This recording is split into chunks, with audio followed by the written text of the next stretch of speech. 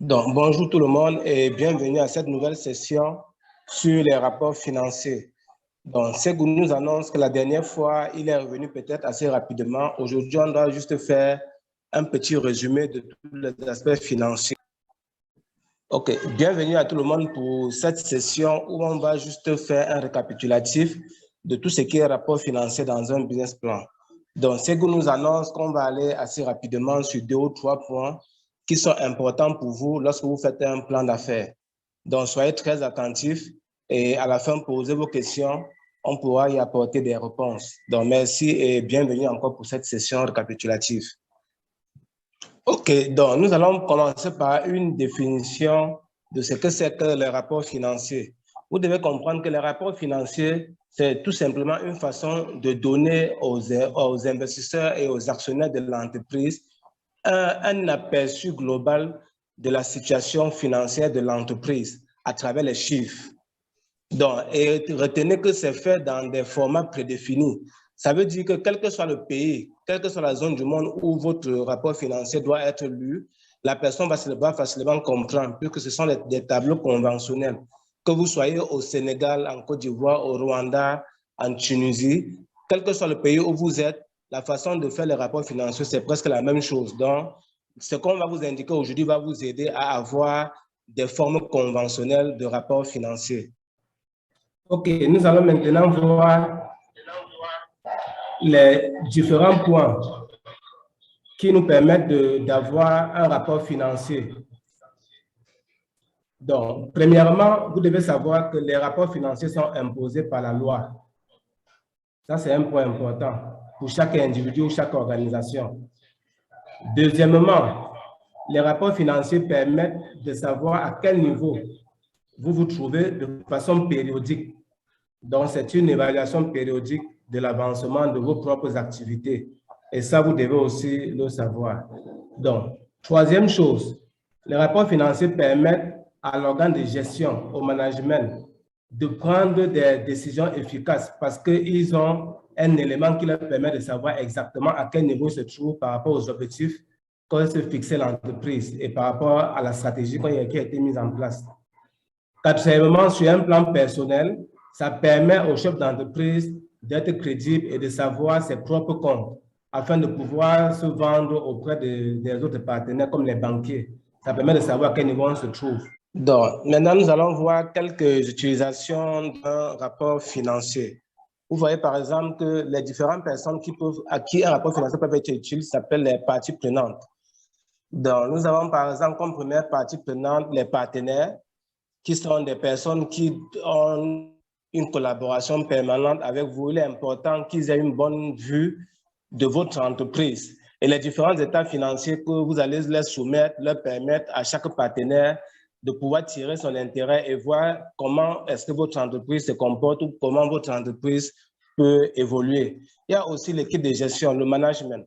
C'est aussi important pour le management de connaître le rapport financier parce que ça permet, par exemple, de fidéliser, que ce soit même le directeur général ou les principaux employés, ou même lorsqu'on veut recruter. Lorsqu'on veut recruter de nouvelles personnes, il est important pour eux d'avoir une perception de l'entreprise à travers ses états financiers. Ça permet aussi de captiver les prochains employés. Pareil pour les banquiers et les autres investisseurs, mais je pense qu'il n'a pas encore tout fait. Oui, donc nous allons ici vous partager les 4 principales valeurs, donc les 4 principaux états financiers. On a premièrement le bilan, on a ensuite le compte de résultats, qu'on appelle souvent compte de pertes et profits. Ensuite, nous avons le tableau de financement et enfin le tableau des participations et de tous les mouvements d'action. Donc, on va les voir maintenant en détail. Oui, ici, dans ce premier tableau, nous allons déjà commencer par vous expliquer l'actif, le passif et le revenu et les charges. Donc, l'actif, c'est l'ensemble de tous les biens de l'entreprise et généralement, nous avons 2 types d'actifs. Nous avons les actifs durables et les actifs courants. Les actifs courants, c'est lorsque c'est par exemple le compte bancaire ou une marchandise que vous avez en main. Donc, c'est un ensemble de choses qui peuvent rapidement devenir du cash que vous avez en main. Donc, c'est ça l'actif. Et à côté de l'actif, nous avons maintenant le passif. Le passif, c'est l'ensemble des ressources qui ont permis d'acquérir les actifs. Dans ce passif, nous pouvons avoir, par exemple, le capital ou les fonds propres qui sont l'ensemble des fonds mis à disposition par les propriétaires de l'entreprise. Ça peut être le capital, comme je l'ai dit, ou le compte courant. Donc, à côté de ça, il y a d'autres dettes qui permettent aussi d'avoir l'actif au sein de l'entreprise. Ça peut être les fournisseurs, l'État, etc., ou les prêts bancaires. Donc, pour ce qui concerne les revenus, vous devez retenir ici que le revenu, c'est la transformation d'un actif lorsqu'on le vend, donc la transformation d'un actif en cash. Comme par exemple, si vous avez de la marchandise au champ, si vous avez de la patate qui sort du champ, ce n'est pas encore un revenu. Mais dès que cette patate est vendue, ça devient un revenu. Et à côté de ces revenus, on va opposer les charges. Exemple de charges, nous avons par exemple les coûts directs. Les coûts directs, ce sont les coûts directement qui sont liés à ce qu'on vend, aux biens qui sont vendus. Par exemple, pour faire la patate, vous avez la sémence. Et en fonction de la tonne de patates vendue, on peut savoir facilement quelle est la tonne de sémence utilisée, quelle est la tonne d'engrais utilisée, et ainsi de suite. Donc, à côté de ça, pour pouvoir équilibrer toutes les dépenses et les charges de l'entreprise, on a aussi les coûts indirects, comme par exemple la climatisation ou le salaire des personnes, des employés administratifs. Ce sont des gens qui sont payés quel que soit le niveau d'activité de l'entreprise. Donc, voilà pour ce qu'il en est jusqu'à ce moment. Oui, le premier document que nous allons mieux expliquer, c'est le bilan. Le bilan, c'est en fait une façon de visualiser tous les biens de l'entreprise ainsi que tout ce que l'entreprise doit à d'autres personnes. C'est pour ça que tout à l'heure, on vous a défini l'actif et passif. Donc, l'actif, c'est tout ce qui appartient à la société et qui permet à l'entreprise de produire. Et le passif, c'est tout ce que l'entreprise doit aux gens, toutes les ressources que l'entreprise doit aux gens. Et tous ces éléments sont importants parce que c'est à travers ces documents qu'on peut apprécier la santé de l'entreprise et savoir à un moment précis, il faut dire le bilan est toujours fait à un moment précis. Donc, généralement, on arrête le bilan. Donc, on arrête les comptes, on arrête tout, on mesure et on évalue ce que vaut l'entreprise à travers le bilan. Donc, ça permet de savoir si les avoirs de l'entreprise augmentent ou diminuent. Nadia. OK, nous allons commencer par vous expliquer le bilan. Dans le bilan, vous avez en haut l'actif et en bas le passif. Dans l'actif, vous avez un ensemble de biens à commencer. Bon, il faut déjà dire que la présentation anglo-saxonne de l'actif et la présentation francophone n'est pas la même chose. Parce que dans la présentation anglo-saxonne, l'actif courant est en haut, alors que dans la présentation francophone, l'actif courant est en bas. Donc, l'actif non courant se trouve en bas, alors que dans la présentation francophone, l'actif permanent, comme on appelle souvent, est en haut. De toute façon, dans l'actif courant, vous avez par exemple la trésorerie, le montant de compte bancaire, vous avez les créances, vous avez les inventories, ça veut dire les stocks. Donc, voilà tout ce que l'entreprise a et qui est liquide à court terme. Et dans les actifs non courants ou permanents, vous avez par exemple les immeubles, le terrain, les véhicules, la logistique, les constructions. Pour ce qui est maintenant du passif, au passif, vous avez le même phénomène. Le passif circulant, c'est comment on appelle souvent en français. Le passif circulant, chez les anglo-saxons, se trouve en haut, alors que chez les francophones, ça se trouve en bas. Et le passif permanent se trouve en bas chez les anglo-saxons et en haut chez les francophones. Donc, pour ce qui est donc du passif circulant, on a donc le compte bancaire quand il est négatif, dans la trésorerie négative. On a aussi toutes les dettes que nous avons, les dettes à court terme qu'on a envers les gens, par exemple le personnel. Et on a ensuite les dettes à long terme. Et enfin, nous avons le capital qui est un montant à long terme, aussi bien que tous les apports faits par les actionnaires. Donc, et en anglais, il a expliqué, on dit balance sheet, qui veut dire en fait équilibre. Donc, en français, c'est bilan, mais en anglais, c'est équilibre. Et la particularité du bilan, c'est que les actifs doivent toujours être égalisés avec les passifs.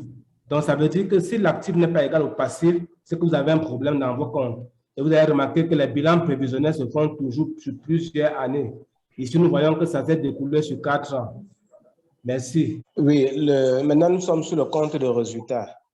Le compte de résultats permet de savoir si l'entreprise est rentable ou pas. Ici, on essaie d'équilibrer toute la liste des charges et des dépenses avec la liste des revenus. C'est pour ça que souvent on l'appelle le compte de perte et profit. Et c'est cet élément qui permet, c'est ce tableau qui permet de savoir si l'entreprise est rentable ou pas, ou est profitable ou pas. Donc, nous allons commencer de là à vous expliquer la première phase du compte de résultats ou le compte de perte et profit. À commencer par le revenu. Le revenu ici, c'est la question pour vous de montrer comment est-ce que les revenus de votre entreprise sont constitués. Dans le cas présent, on a par exemple le revenu des payants entreprises et le revenu des clients standards et les revenus issus des petites et moyennes entreprises. Donc, après ça, nous avons les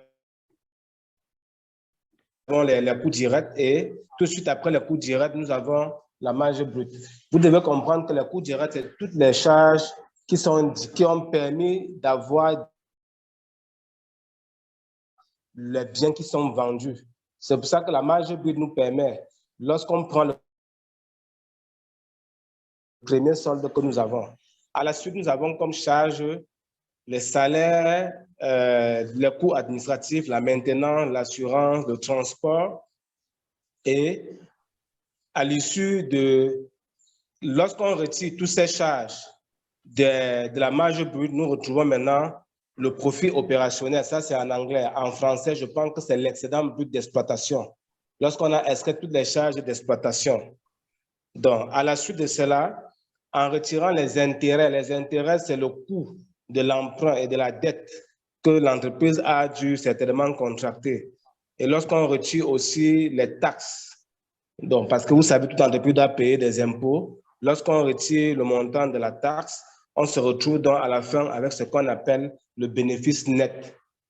Donc, le bénéfice net, c'est l'excédent brut d'exploitation moins les intérêts et les taxes, les intérêts financiers, je précise bien, et les taxes. Donc, voilà de façon globale résumé le compte de perte et profit. Oui, le tableau de trésorerie est un tableau très important.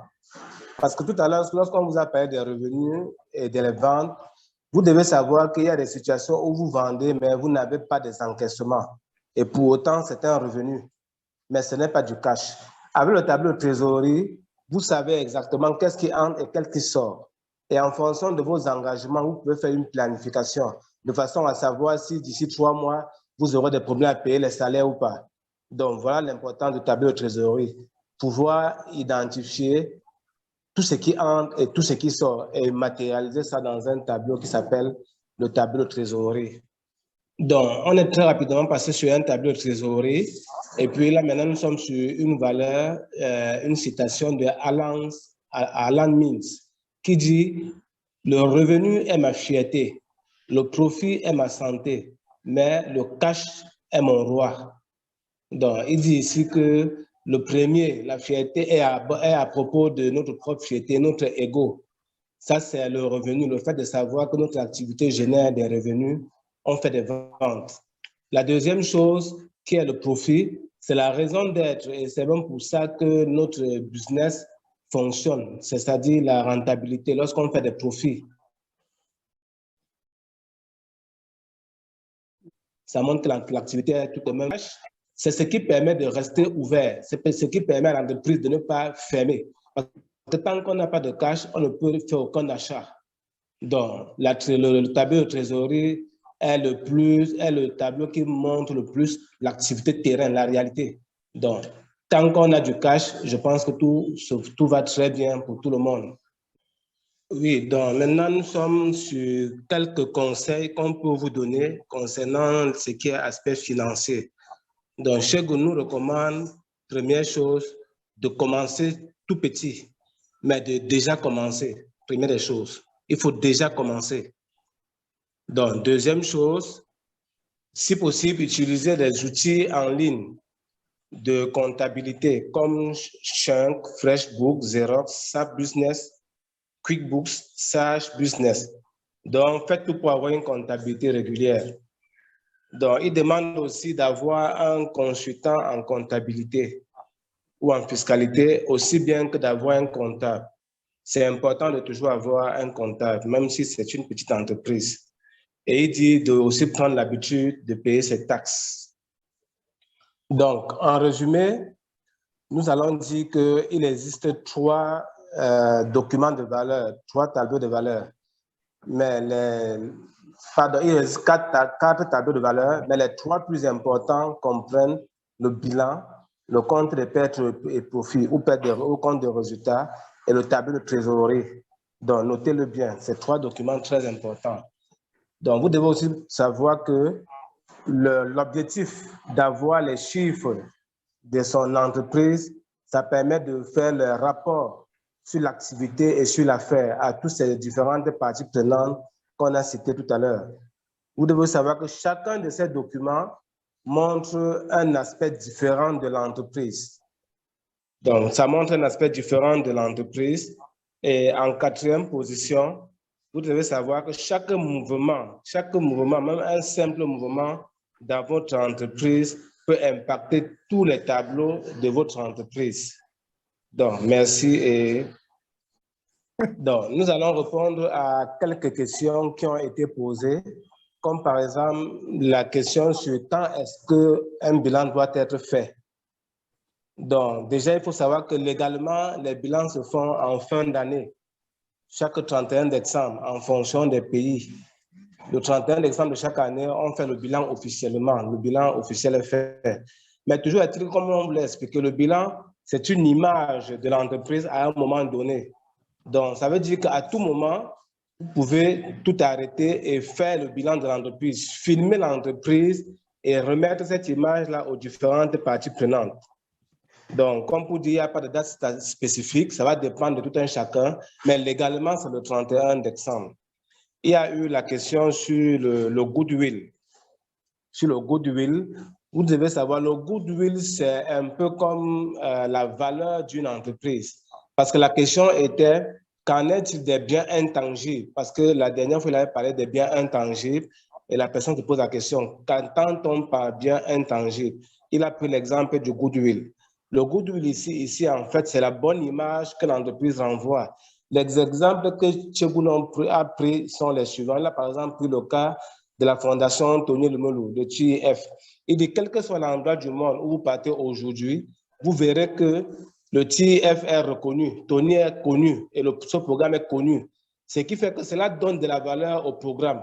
C'est pour ça que même dans les cours qu'on vous donne, on insiste sur le branding, sur la marque de votre entreprise, l'image de marque. C'est l'image de marque, en effet, qui permet à l'entreprise de créer des valeurs intangibles, donc des valeurs qu'on ne peut pas toucher. En fait, c'est de ça qu'il s'agit. Ce sont des valeurs qui sont liées à la notoriété et à l'image de l'entreprise. Et on vous a recommandé à plus d'un titre de beaucoup travailler sur votre branding, sur votre image de marque et sur votre façon d'apparaître pour le public. Dans le deuxième exemple qu'il a pris, c'est Coca-Cola. Il dit, si aujourd'hui, on lui autorise juste que Coca-Cola ferme totalement dans tout le monde entier et on lui autorise d'utiliser le nom Coca-Cola, vous verrez que lorsqu'il va produire la première bouteille de Coca-Cola, tout le monde va vouloir cette bouteille et il pourra la vendre au prix qu'il veut. Pourquoi? Parce que Coca-Cola a une grosse goodwill, a une grosse valeur. Donc, l'autre question, c'était sur la finance. Quelqu'un posait la question de savoir quelle est la différence entre l'extrait de compte bancaire ou bien le compte bancaire et la trésorerie ou les comptes de trésorerie de l'entreprise. Il y a une grosse différence dans la mesure où le compte bancaire, c'est uniquement le cash que vous avez au sein de la banque et que l'extrait de compte bancaire vous donne l'historique de votre compte. Alors que le cash flow ou la trésorerie de l'entreprise tient compte des engagements envers les fournisseurs, des engagements envers les clients, tient compte du prévisionnel. Et il n'y a pas que le compte bancaire où il y a de l'argent, on peut aussi avoir de l'argent en caisse. Donc, voilà globalement ce que tout ça veut dire. Et pour ce qui est de la solvabilité, la question était sur la solvabilité du bilan. Donc, Segun l'a expliqué, on parle plus de la solvabilité d'une entreprise, même si le bilan peut être ce tableau qui permet le mieux d'apprécier la solvabilité d'une entreprise. Et la solvabilité, une entreprise n'est plus solvable quand elle n'arrive plus à honorer à ses engagements. Et à travers le bilan, on peut facilement savoir si vous n'allez plus arriver à honorer vos engagements dans le futur. Donc, c'est aussi l'un des intérêts du bilan. Je pense que je vais m'arrêter là. Donc, pour clôturer aujourd'hui, on nous annonce, la Fondation nous annonce qu'il n'y aura pas de liste de formulaires de présence, puisqu'il s'agissait d'une session de rattrapage. Donc, ce n'était vraiment pas obligatoire. Il n'y aura pas de formulaire de présence. Maintenant, comme annonce, on vous l'a déjà dit dans les emails, la plateforme va fermer le dimanche 5 juin. Donc, on ferme le 5 juin. Et vous devez donc savoir qu'il n'y aura pas de rallonge. Donc, après le 5 juin, il sera plus possible pour vous de suivre les cours en ligne ou de procéder au quiz. Et à la suite de cela, on vous l'a aussi dit, il n'y a que les personnes qui vont être présélectionnées pour la prochaine étape, qui vont pouvoir faire les business plans ou les résumés des business plans et les pitchs vidéo, dans les présentations vidéo. Il n'y a que cette catégorie de personnes. Et on vous a aussi dit que les critères de présélection pour la prochaine étape vont être liés à la performance. Et la performance a été expliquée pendant la session d'accueil, dans la première session qui a été tenue. Vous pouvez aller suivre ça sur YouTube, pour ceux qui n'ont pas ça en présence d'esprit. Donc, il faut aussi dire que les critères maintenant de sélection, ça peut être les critères de genre, c'est-à-dire homme-femme. Il y a des organismes qui veulent les femmes. Les critères vont aussi tenir compte des exigences des partenaires de la fondation. En dehors des exigences des partenaires de la fondation, il y a les critères régionaux, parce qu'il ne sera pas question qu'une seule zone ou un seul pays ait tous les financements. Donc, on va tenir compte du fait que tous les pays doivent être représentés. Donc, en résumé, on va dire tous les pays doivent être représentés. Donc, les critères qui vont permettre de continuer ou d'arrêter le programme à un moment vont tenir compte des régions, vont tenir compte des gens et vont tenir compte de vos performances. Les critères de performance vous ont été indiqués comme la participation, l'engagement dans les différents groupes, dans les plateformes TF Connect, YouTube, Facebook et ainsi de suite. Donc, vous serez évalué à partir de tout ça. Donc, je vous remercie et à la prochaine session.